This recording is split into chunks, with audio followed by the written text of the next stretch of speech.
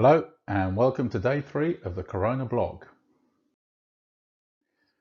Very quickly, the aims are to learn some English, the main aim, escape a little from the daily routine and help to see the situation from outside Italy and back in.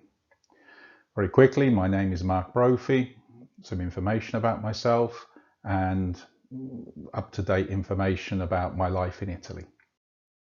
Okay, today we're going to start with two terms which are very similar: to cope with and to deal with.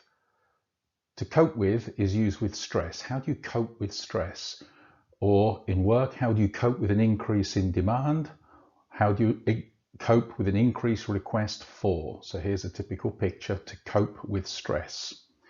To deal with is similar. To deal with clients.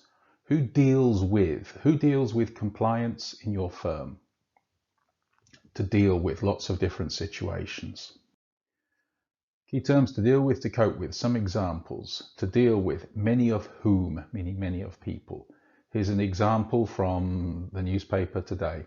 Doctors in hospital across the capital, this is referring to London, are dealing with rising numbers of patients, many of whom are being ventilated to try to keep them alive. So a very, very topical example. To cope with, okay, and to struggle. This word to struggle means to find it difficult to try and get on with something. Hospitals in South London are struggling to cope with a 13-fold explosion in the number of patients seriously ill. Again, from today. Looking at multiples, okay, so something double and fold. To double, that's quite easy to understand. Doubling the number of DCPMs in Italy is doubling every month. Italian listeners will understand that very easily. It refers to government decrees. Medics are warning that numbers are doubling every 3 or 4 days. So here's an example: doubling every 3 or 4 days. Fold. Now this is a strange situation we have in English. It means the number of times something repeats. You just put the number in front. The example we're going to see is 13-fold. It could be 5-fold. It could be 10-fold. Here's the example. Hospitals in South London are struggling to cope with a 13-fold explosion in the number of patients left seriously ill with COVID-19. Key people. Before we looked at a famous researcher. Here we're looking at Joseph Horn. Here's a picture of Joseph Horn. Who is Joseph? Okay, he's a paramedic. So why is he a key person in today's story? Well, why is he in the news? He's in the news. Again, a little bit of irony. What happened to Joseph Horn? Okay, he got evicted from his rented apartment. Sorry, this is a man who works as a paramedic. Why would you evict a paramedic? Why?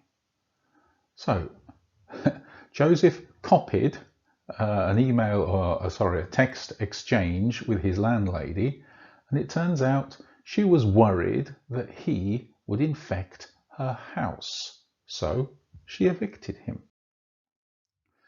Okay, just to finish on a note today, looking at some numbers. This is the first day of positive news in Italy. More specifically in Lombardy, the province where I live. I live exactly in Monza and Brianza, which is who we're working with the accountants in Monza, Brianza. So you will understand numbers. These are the numbers from today, the 22nd of March, and comparing them to the 21st of March for each province. Nearly every province in Lombardy today finally is coming down to single figures. Bergamo, which many of you know is probably the worst affected province in the whole of Italy, meaning it's one of the worst in the world at the moment. We're actually under 10% of cases in terms of increase. Obviously, we're at a very high number, but the increase is slowing down. So hopefully this means we're somewhere near the peak. Look at the other areas. Some, especially Lecco has come down, but Lecco is not a badly affected area.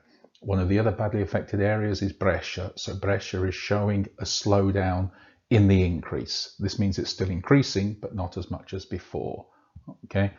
Monza, where I live, the numbers are much lower in Monza than Bergamo. So we had a 33% increase, And today we're registering a 2% increase, which is interesting because this is exactly 1 week after the full-scale lockdown. So the phrase that comes to mind for me is Churchill. Many people are comparing COVID-19 with the war. A certain point in the war, which was the Battle of El Alamein, Churchill said, "This is not the end. It is not even the beginning of the end, but it is perhaps the end of the beginning." Hopefully these numbers in Bergamo and Brescia show us that it's the end of the beginning in Italy. Okay, so that's it for today. A summary. We looked at to deal with and to cope with. So to deal with, to cope with situations which are difficult to solve. Sometimes we can't solve them, we just have to cope with them. For example, stress.